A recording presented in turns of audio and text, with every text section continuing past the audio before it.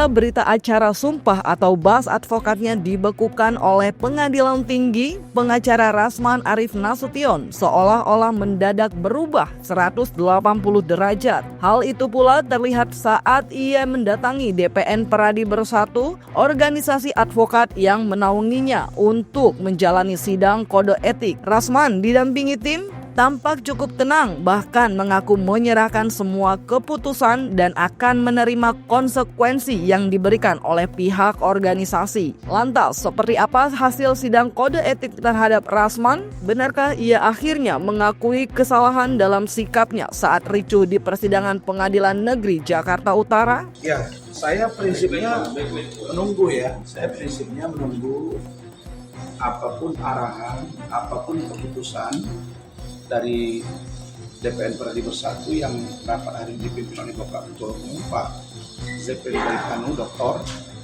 Saya akan patuhi. Ya, jadi itu penegasan dari saya bahwa apapun keputusan dari Pak Ketua Umum dan jajaran DPN Peradi Bersatu, saya akan siap. Bang, sini aja bang, baik-baik. Ya, jadi keputusan dari DPN Peradi Bersatu akan menjadi pegangan saya dan saya akan patuhi, dan itu tandanya saya patuh pada organisasi saya sesuai dengan undang-undang hukum. Begitu. Bisa segera jelaskan peristiwa yang terjadi pada tanggal 22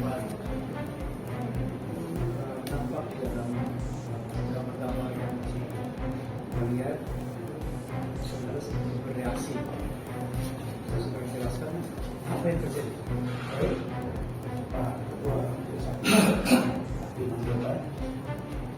Anggota untuk dan membela bahwa kejadian tanggal 6 Februari 2025 itu adalah akumulasi dari kekecewaan para ibu saya yang berjumlah 33 sekitar 12 orang, dan saya dari sidang pertama sudah merasa sangat bisa diadil dari otomatis, dan bahkan sidang pertama saya sudah pasang badan ada 3 tim saya Pak Firdaus, Ibu Ideneti dan Ibu Foni itu mengatakan bahwa karena hakim menyampaikan kata-kata terlalu kasar oleh seorang pegawai, dan kata-kata tersebut kami membantah oleh tim saya langsung dikatakan saya langsung langsung saya beritahu maaf yang mulia, saya sudah ingatkan seluruh tim hukum saya termasuk Pak Alexu sebagai ketua, saya perintahkan saya minta tidak benturan dengan manusia, tidak benturan dengan jasa, dan media semua yang baik. Kata-kata saya, kalau mereka mengulangi, maka saya akan ganti. Kata-kata saya ini berakibat kepada 3 orang yang hampir mengulangi, dan akhirnya Firdaus 2 orang sudah tidak dapat. Akhirnya saya coba jujur, saya bicara kemudian juga sidang kedua, sidang keempat, bahwa sidang tersebut 1, 2, 3 sebelumnya itu terbuka dan itu sudah ada putusan, ada penetapan maksud saya. Pada sidang keempat menghadirkan saksi pokok, di mana saya sebagai seorang pegawai yang surganya takut, Pak Ketua Majelis dan anggota dan bahwa saya takut dibuka karena ini menyangkut tentang katanya saya melakukan tindakan pencemaran nama baik yang berbau pada tindakan asusila atau kesalahan. Di sisi lain, saya juga menceritakan di luar bahwa saya ini katanya mereka yang salah, bahkan membujuk-bujuk, dan katanya pribadi ini untuk nama aslinya untuk ini katanya saya tahu yang pekerjaan, bukan dia memberi kuasa ke saya urusan bukan kerja oleh Pak Man. Nah, ini kan harus dibuka. Harusnya yang takut itu saya sebagai pelaku. Ini terbalik. Yang pelapor selaku korban Hotman Paris malah seperti ini tidak mau. Begitu juga dengan majelis. Ini membuat kami semua menjadi bingung. Terhenti di situ sedang kami lihat tadi. Ya, tim saya. Baru kemudian Rahmat, sekretaris tim, samping saya. Terus saya langsung ya Pak, gimana Pak? Kemudian tolong sidang ini terbuka dan boleh karena sidang sebelumnya begitu. Dan chattingan yang diduga besok ini terkait dengan kesusilaan karena kata ketua majelis begitu, ini sama sekali sudah sering diungkap oleh Pak di luar. Dan ini chattingan ini saya pastikan tidak ada jenis yang namanya pornografi, tidak ada namanya video pornografi. Saya benar-benar merasakan bahwa, sekali lagi saya ulangi, sedang berada di rumah organisasi advokat yang luar biasa.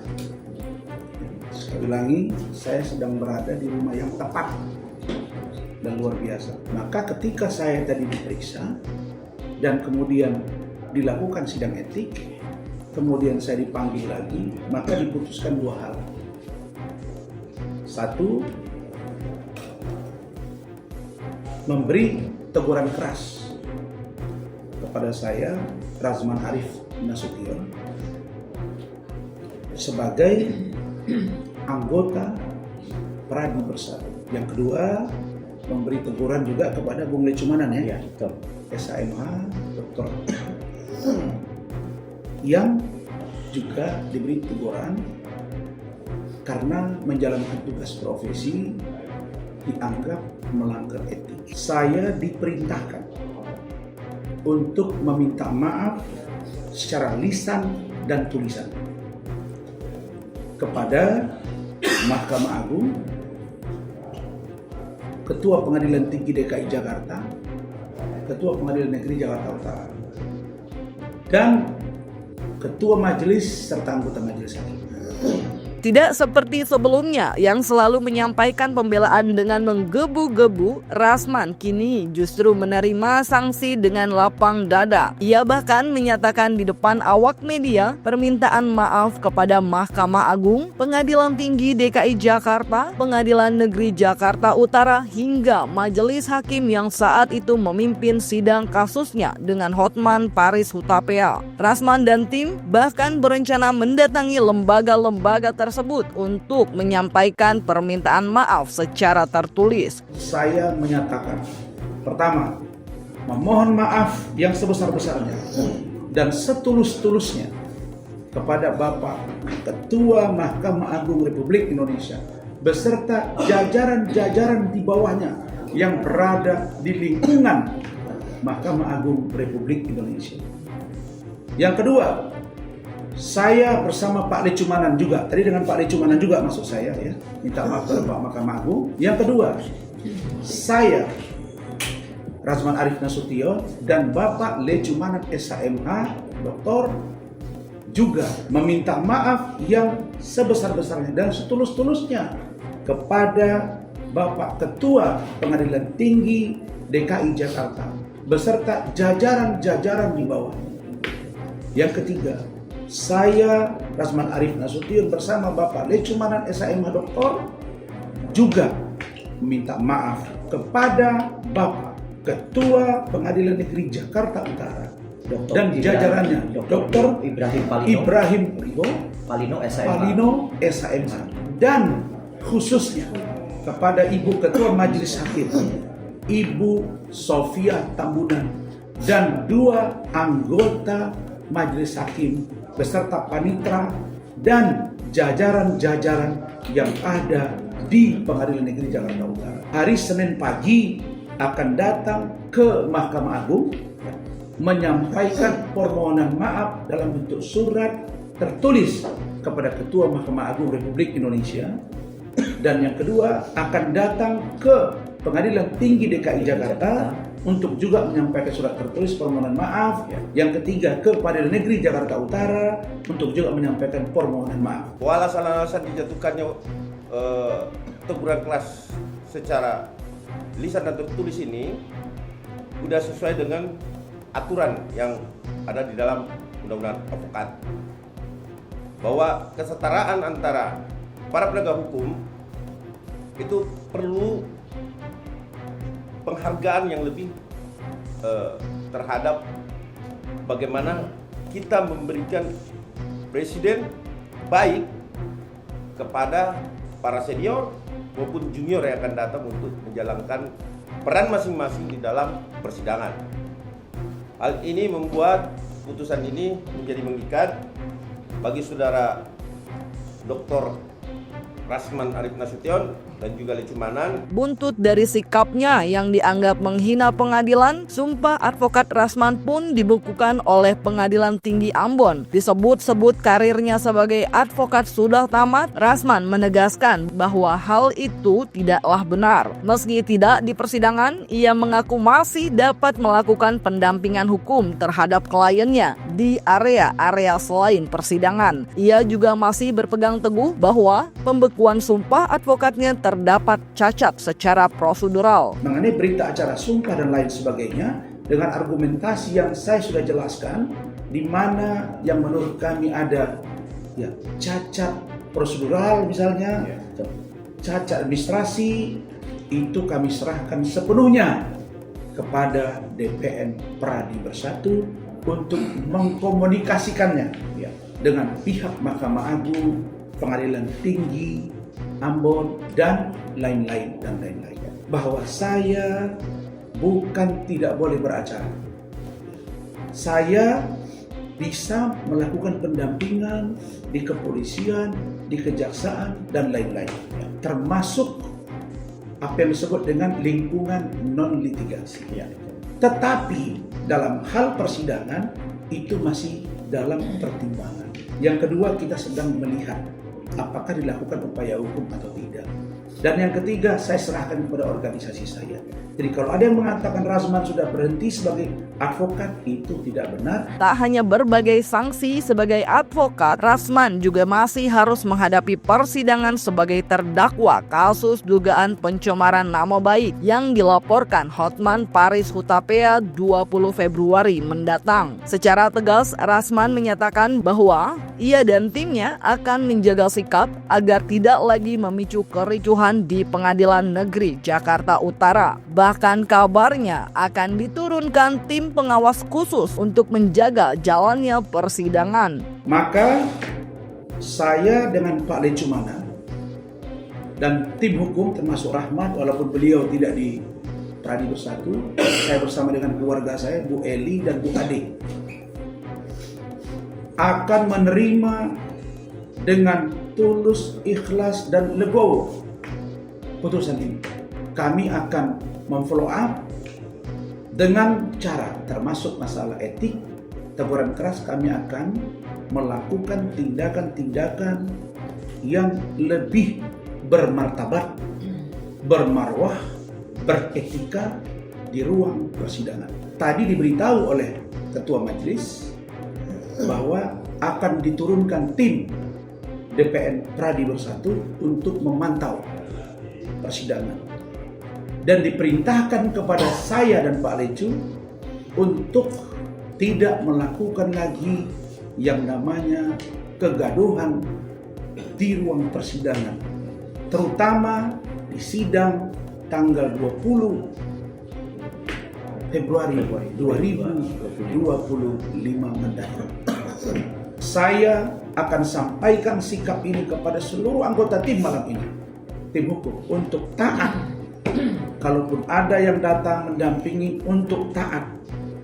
Dan kalau ada yang membuat kerusuhan, saya minta supaya ditindak secara hukum. Rasman Arif Nasution dan juga Lecumanan, dan kami ingatkan bahwa pada tanggal 20 nanti kita akan menurunkan tim khusus untuk memantau sidang, dan apabila terjadi kekisruhan lagi, maka kami tidak segan-segan untuk merekomendasikan pemecatan secara permanen oleh Pradi Bersatu. Sementara itu, yang juga tidak kalah menjadi sorotan adalah keputusan Peradi Bersatu untuk tidak memberhentikan keanggotaan Rasman. Berbeda dengan Firdaus Owiwobo yang langsung mendapat sanksi pemberhentian dari Kongres Advokat Indonesia. Salah satu yang menjadi pertimbangan menurut Boy Kanu sebagai ketua umum adalah posisi Rasman saat di persidangan adalah sebagai terdakwa, bukan advokat. Selain itu, ia juga dianggap kooperatif dan menyesal akan perbuatannya, sehingga masih diberikan kesempatan memperbaiki kesalahannya. Pertimbangan pertama adalah tindakan beliau pada saat itu sebagai terdakwa, jadi bukan sebagai advokat. Ya kan? Yang kedua adalah beliau ini masih cukup kooperatif. Ketika kita panggil dia datang. Jadi kita menilai bahwa beliau harus diberikan peringatan keras. Kita harus berikan kesempatan kepada orang kalau orang berbuat kesalahan. Dia ngaku bersalah. Artinya perbuatan yang dilakukan tidak pantas. Oleh karena itu, dengan pengakuan ini kami minta supaya beliau minta maaf. Perintah itu putusan minta maaf kepada MA, Pengadilan Tinggi dan Pengadilan, masyarakat dan orang-orang yang merasa dirugikan, semuanya harus minta maaf. Saya kira ini representatif dari sebuah Dewan Kehormatan yang memeriksa etik. Nah, terlepas dari apapun posisi saya, meskipun banyak wacana yang berkembang bahwa Pak Rasman itu kan tidak dalam posisi beracara, Pak Rasman itu kan terdakwa. Nah, yang harus dikenakan itu kan yang mereka beracara, misalnya Bung Firdaus, Bung Lecu, Bu Ida dan kawan-kawan.